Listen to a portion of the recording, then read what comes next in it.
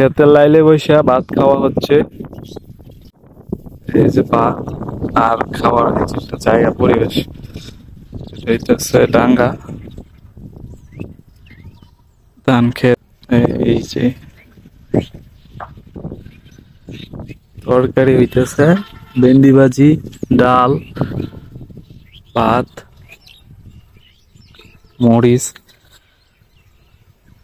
এই সাথে এই জায়গার খাবার, এই জায়গাতে বসে খাবার খাওয়া। এই খাবার যে খাইতেছেন কেমন লাগতেছে? ভালো লাগতেছে, অনেক স্বাদ না?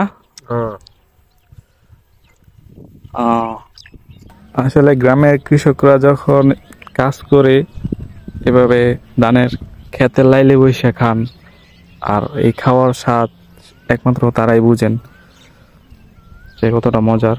তো ভাই, আপনাদের দেশের বাড়ি কোথায়? কুড়িগ্রাম। কুড়িগ্রাম? কুড়িগ্রাম থেকে আসছেন এদিকে কাজ করার জন্য না?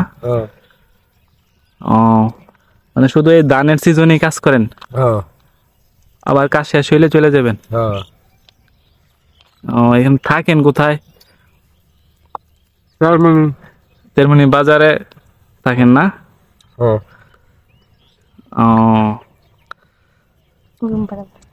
আপনাদের থাকার খরচ হয় কেমন? যেই জায়গায় থাকেন ওই জায়গাতে কয় টাকা ভাড়া দিতে হয়? রুম ভাড়া 300 টাকা মাস দেওয়া লাগে।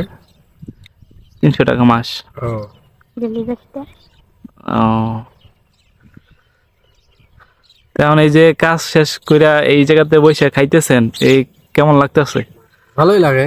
ভালোই লাগতেছে না?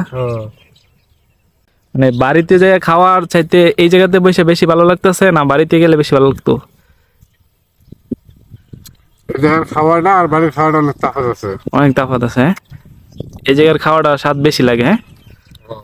আমি মানে আগে ছোটবেলা যখন এরকম খেতের মানে কামলা নিত কাজ করতো, তখন এরকম খাবার নিয়ে আসিয়া আমি বাড়ি থেকে খাবার নিয়ে আইসা এই জায়গাতে বসে খাইতাম। কারণ এই জায়গাতে খাইলে মানে একটু বেশি খাওয়া যায় এরকম, এবং অনেক স্বাদ লাগে। যে কোনো খাবার খাইলে অনেক বেশি স্বাদ লাগে বাড়ি থেকে।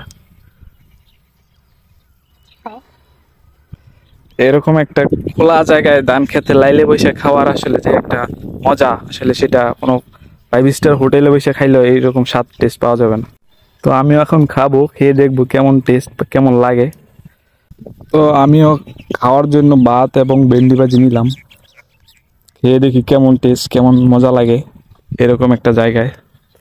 দেখুন সামনে আইতেছে ধান ক্ষেত, এখানে ধান।